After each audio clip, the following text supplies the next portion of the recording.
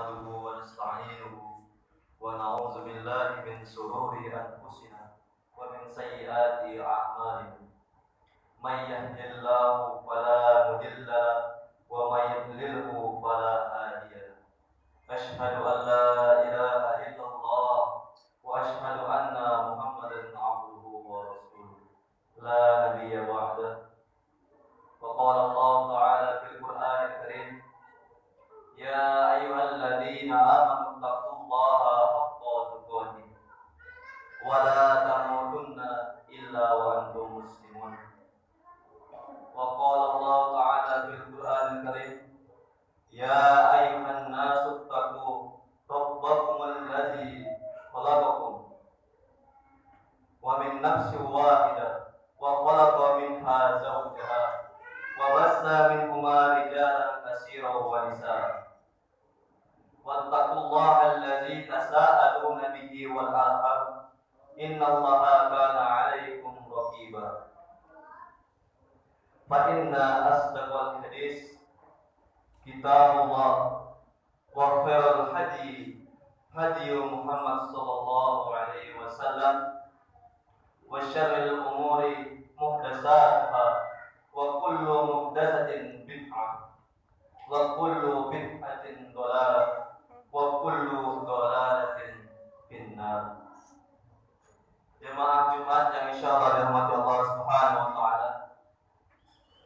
Tiada kata yang indah patut kita ungkapkan di siang hari ini selain rasa syukur kita kepada Allah Subhanahu wa taala atas segala limpahan rahmat, taufik dan hidayahnya, sehingga kita bisa melangkahkan kaki kita memenuhi panggilan ini untuk menunaikan sholat Jumat pada siang hari ini. Sebagai wujud dari rasa syukur kita kepada Allah Subhanahu wa taala, marilah kita senantiasa meningkatkan kualitas keimanan kita dan ketakwaan kita dengan sebenar-benarnya iman dan takwa kepada Allah Subhanahu wa taala, dengan semaksimal mungkin menjalankan apa yang diperintahkan oleh Allah Subhanahu wa taala dan melarang dan menjauhi segala larangan Allah Subhanahu wa taala. Hadirin jemaah Jumat yang insyaallah dirahmati Allah Subhanahu wa taala. Pada suatu ketika Rasulullah sallallahu alaihi wasallam berdialog dengan para sahabat. Siapa makhluk Allah yang paling menakjubkan imannya? Tanya beliau kepada para sahabat. Malaikat ya Rasulullah, jawab sahabat. Bukan, kata Rasulullah. Bagaimana malaikat tidak beriman padahal mereka melaksanakan perintah Allah Subhanahu wa taala? Kalau begitu para nabi, jawab para sahabat. Namun Rasulullah SAW menjawab, juga bukan. Bagaimana para nabi tidak beriman kepada Allah Subhanahu wa taala sedangkan mereka menyampaikan wahyu-wahyunya? Kemudian sahabat menjawab lagi, kami ya Rasulullah. Kemudian Rasulullah menjawab lagi, bukan. Kalau begitu bukan kami ya Rasulullah. Kemudian Rasulullah SAW menjawab, bagaimana para sahabatku tidak beriman padahal mereka menyaksikan mukjizat Nabi SAW. Itu bersama dengan Nabi, melihat Nabi dengan mata kepala mereka sendiri. Orang yang paling menakjubkan imannya adalah orang-orang yang datang setelah kalian. Mereka beriman kepada aku, tetapi mereka tidak melihatku. Mereka membenarkanku tanpa pernah melihatku. Mereka menemukan tulisan dan beriman kepadaku. Mereka mengamalkan apa yang ada dalam tulisan itu. Mereka membela seperti kalian membelaku. Alangkah inginnya aku berjumpa dengan ikhwanku itu. Hadis riwayat Tabrani dari Ibnu Abbas radhiyallahu anhu. Hadirin sidang Jumat yang insyaallah dirahmati Allah Subhanahu wa taala. Orang yang hidup sepeninggal Nabi Muhammad SAW atau Rasulullah SAW adalah yang dimaksud oleh beliau sebagai golongan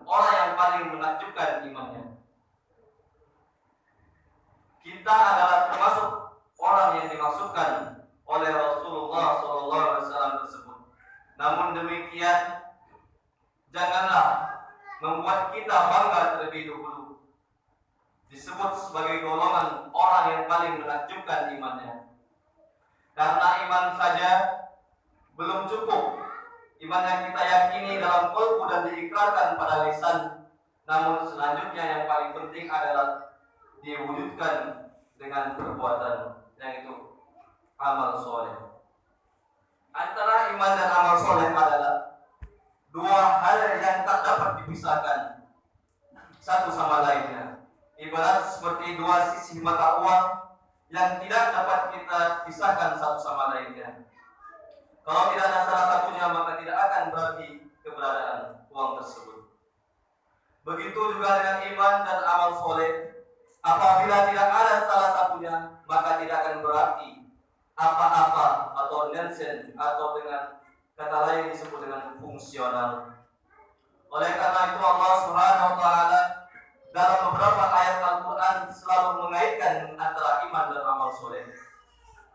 Ketika Allah Subhanahu wa taala menyatakan penciptaan manusia dalam bentuk yang sebaik-baiknya, paling sempurna, kemudian Allah mengembalikan ke tempat yang paling rendah, maka yang selamat dari keadaan itu semua adalah orang-orang yang beriman dan beramal soleh, yang akan mendapatkan pahala yang tak terputus.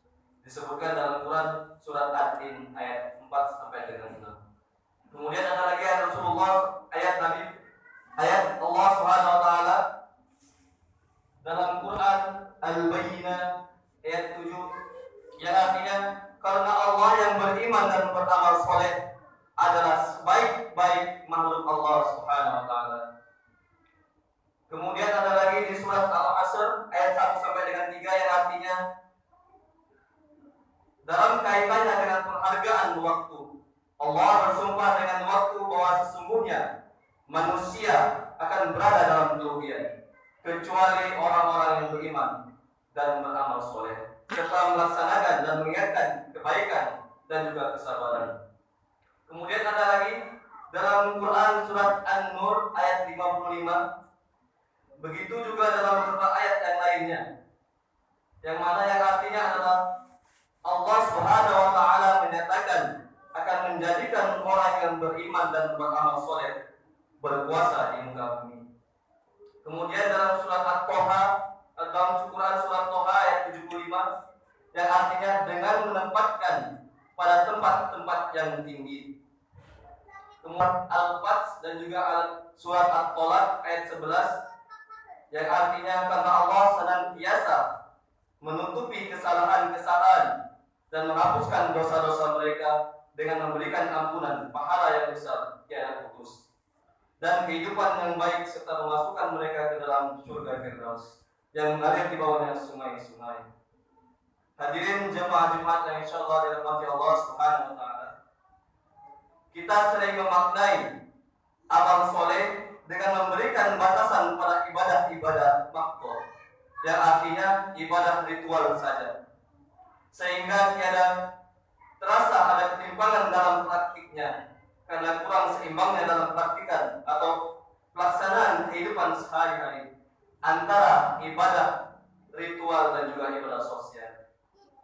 Maka tidaklah heran kalau kita melihat ada saudara kita yang sudah melakukan puasa wajib dan bahkan melaksanakan puasa sunat Senin Kamis pun telah diamalkannya, namun dia dibenci oleh orang-orang di sekitarnya karena akhlak yang tidak baik, suka bergunjing dan membicarakan aib tetangganya.